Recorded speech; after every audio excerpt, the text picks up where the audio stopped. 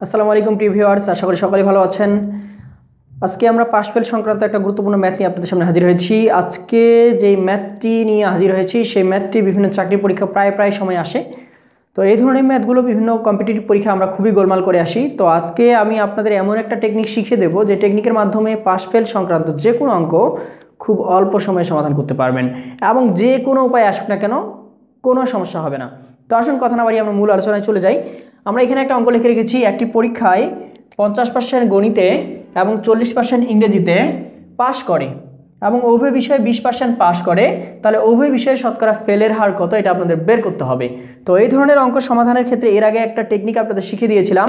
সেই টেকনিকটা হচ্ছে যখন আমরা ফেলের হার বের করব, সেই ফেলের হার যখন আমরা বের করব তখন আমরা সেই টেকনিকটা ছিল 100 মাইনাস প্রথম বিষয় যোগ দ্বিতীয় বিষয় মাইনাস উভয় বিষয়। আচ্ছা, 100 প্রথম বিষয় কত 50, দ্বিতীয় বিষয় 40, উভয় বিষয় হচ্ছে 20। তো আমরা যদি ক্যালকুলেশন করি তাহলে 50 4 90, 90 থেকে আমরা যদি 20 বাদ দেই তাহলে 70 অর্থাৎ 30%। তাহলে শতকরা ফেলের হার 30%। এই টেকনিকের মাধ্যমে আমরা খুব ইজিলি বের করেছিলাম। কিন্তু যদি উভয় বিষয়ে শতকরা 20% ফেল করে এরকম কথা উল্লেখ থাকতো তাহলে কিন্তু এই টেকনিক দিয়ে আর সমাধান হবে না, তখন কিন্তু আর অন্য উপায়ে সমাধান করতে হবে। তো আজকে যে টেকনিকটি আমি আপনাদের শিখে দেবো, যে সেই অসাধারণ টেকনিকটি পাশ ফেলের আপনারা সার্বজনীন টেকনিক বলতে পারেন। অর্থাৎ ওই টেকনিকের মাধ্যমে এই ধরনের পাশ ফেলের ফেল থাকুক পাস থাকুক যাই থাকুক না কেন খুব অল্প সময়ে সমাধান করতে পারবেন। আসুন সেই টেকনিকটা দেখে নিই। সেই টেকনিকটা হচ্ছে সার্বজনীন টেকনিকটা হচ্ছে অর্থাৎ পাশ ফেলের একটা সার্বজনীন টেকনিক। পাশ ফলের সার্বজনীন যে টেকনিকটি সেই টেকনিকটি হচ্ছে উভয় বিষয়ে ফেল সমান সমান 100 মাইনাস প্রথম বিষয় যোগ দ্বিতীয় বিষয় যোগ উভয় বিষয়।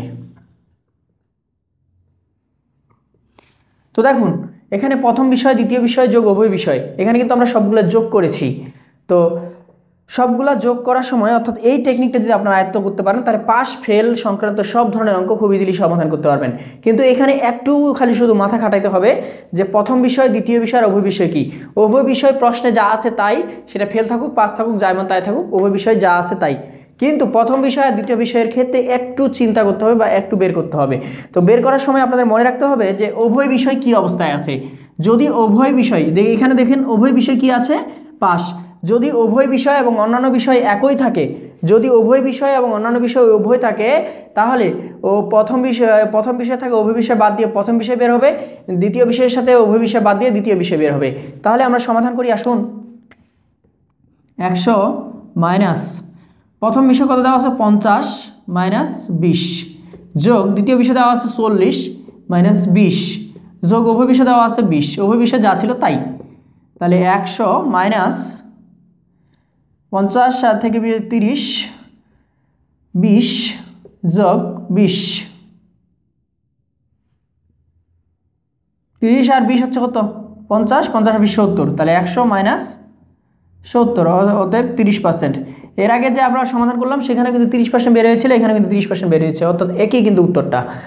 তো এই টেকনিকের মাধ্যমে কিন্তু খুব ইজিলি আমরা বের করতে পারলাম। তো আপনাদের কথা হচ্ছে যে এর আগের টেকনিকটা তো সহজ, তাহলে এটা কেন আমরা আয়ত্ত করব। তো এটা টেকনিক আয়ত্ত করব এই কারণেই, কারণ যদি এখানে এমন থাকতো যে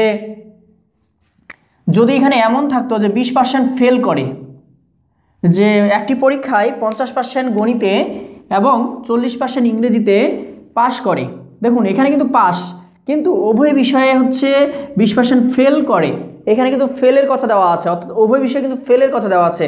উভয় বিষয়ে ফেলের কথা দেওয়া থাকলে এখানে পাশের হার বের করতে বলবে, অর্থাৎ পাশের হার কত এই পাশের হার বের করতে যদি আমরা বের করতে বলে তখন কিন্তু আগে যে এর আগের যে ভিডিওটি বা এর আগে প্রথমে যে টেকনিকটা শেখালাম ওই টেকনিকের মাধ্যমে কিন্তু এই অঙ্কটা সমাধান করতে পারবেন না। এই অঙ্কটা সমাধানের ক্ষেত্রে কিন্তু আবার একটু ভিন্ন চিন্তা করতে হবে বা ভিন্নভাবে ওটা সমাধান করতে হবে। তো এই সূত্রের মাধ্যমে কিন্তু এই অঙ্কটা সমাধান করতে পারবেন। কিভাবে সমাধান করতে পারবেন দেখুন, যখন একই রকমের ছিল তখন আমরা কি করলাম, প্রথম বিষয় থেকে উভয় বিষয় বাদ দিয়ে প্রথম বিষয় বের করলাম, দ্বিতীয় বিষয় থেকে উভয় বিষয় বাদ দিয়ে দ্বিতীয় বিষয় বের করলাম। কিন্তু যেহেতু আমাদের উভয় বিষয়ই দেওয়া আছে ফেল, অন্যান্য বিষয়গুলো দেওয়া আছে পাস, সেক্ষেত্রে প্রথম বিষয়টা বের করতে হবে কিভাবে, অর্থাৎ 100 মাইনাস, অর্থাৎ ওইভাবে প্রথম বিষয় বের করার জন্য সেখানে আপনার কী করতে হবে, 100 থেকে প্রথম বিষয় বিয়োগ দিতে হবে, এর সাথে আবার উভয় বিষয় বিয়োগ দিতে হবে, তাহলে আপনাদের প্রথম বিষয় বের হয়ে যাবে। আবার দ্বিতীয় বিষয়ের ক্ষেত্রে 100 থেকে আপনাদের কী করতে হবে, উভয় বিষয় বিয়োগ দিতে হবে, দ্বিতীয় বিষয় বিয়োগ দিতে হবে, দিয়ে উভয় বিষয় বিয়োগ দিতে হবে, তাহলে আপনাদের দ্বিতীয় বিষয় বের হয়ে যাবে। আর উভয় বিষয় যা ছিল তাই, মানে উভয় বিষয়ের ক্ষেত্রে কোনো চেঞ্জ নাই, উভয় বিষয় যা ছিল তাই। তো এখন দেখুন আমরা যদি ক্যালকুলেশন করি 100 মাইনাস, আচ্ছা আমরা ডাইরেক্ট এখানে লিখি, তাহলে 70 থেকে আমরা যদি 100 বাদ দিই তাহলে 30 যোগ এখানে হচ্ছে 60 থেকে যদি আমরা 100 বাদ দিই, 60 থেকে যদি আমরা 100 বাদ দিই তাহলে 40 যোগ 20, তাহলে 100 মাইনাস 40 আর 30, 40 আর 30 যোগ করলে হবে 70, 70 20 90, তাহলে 90, তাহলে মোট হচ্ছে 10%, অর্থাৎ শতকরা পাশের হার হচ্ছে 10%। এই অর্থাৎ উভয় বিষয় ফেল, অন্যান্য বিষয়গুলো পাস, যেভাবেই আসুক না কেন এই একটা টেকনিকের মাধ্যমেই আপনারা এই ধরনের সমস্ত অঙ্ক বা পাস ফেল সংক্রান্ত সব অঙ্ক সমাধান করতে পারবেন। শুধু মনে রাখতে হবে যে উভয় বিষয় যদি পাস থাকে, অন্যান্য বিষয়গুলো যদি ফেল থাকে, বা উভয় বিষয় যদি ফেল থাকে, অন্যান্য বিষয়গুলো যদি পাস থাকে, তাহলে 100 থেকে প্রথম বিষয় মাইনাস উভয় বিষয় দিয়ে প্রথম বিষয় বের হবে, 100 থেকে উভয় বিষয় দ্বিতীয় বিষয় মাইনাস উভয় বিষয় দিয়ে দ্বিতীয় বিষয় বের হবে, উভয় বিষয় যা ছিল তাই দিয়ে ক্যালকুলেশন করবেন, উত্তর বের হয়ে যাবে। কিন্তু যদি অন্যান্য বিষয়গুলো পাস, উভয় বিষয় যদি পাস থাকে, অন্যান্য বিষয়গুলো যদি ফেল আর উভয় বিষয় যদি ফেল থাকে, মানে অর্থাৎ উভয় বিষয়ের সাথে অন্যান্য বিষয়গুলো যদি একই রকমের থাকে, তাহলে প্রথম বিষয়ের সাথে উভয় বিষয় বাদ দিয়ে প্রথম বিষয় বের হবে, দ্বিতীয় বিষয়ের সাথে উভয় বিষয় বাদ দিয়ে দ্বিতীয় বিষয় বের হবে, তাহলে ক্যালকুলেশন করবেন, উত্তর মিলে যাবে। এই একটা সার্বজনীন টেকনিক যদি আপনারা মনে রাখতে পারবেন বা এই টেকনিকটি যদি আপনারা আয়ত্ত করতে পারেন, তা আমার মনে হয় পাস ফেল সংক্রান্ত অঙ্ক আজ থেকে আর কোনো প্রবলেম হবে না।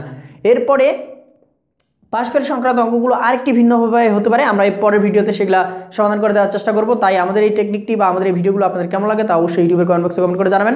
এবং নিত্য নতুন সকল চাকরির ম্যাথগুলো শর্টকাটে শেখার জন্য আমাদের চ্যানেলটিকে অবশ্যই সাবস্ক্রাইব করে পাশে থাকা বেল বাটনটি বাজিয়ে দিন পরবর্তী ভিডিও নোটিফিকেশন।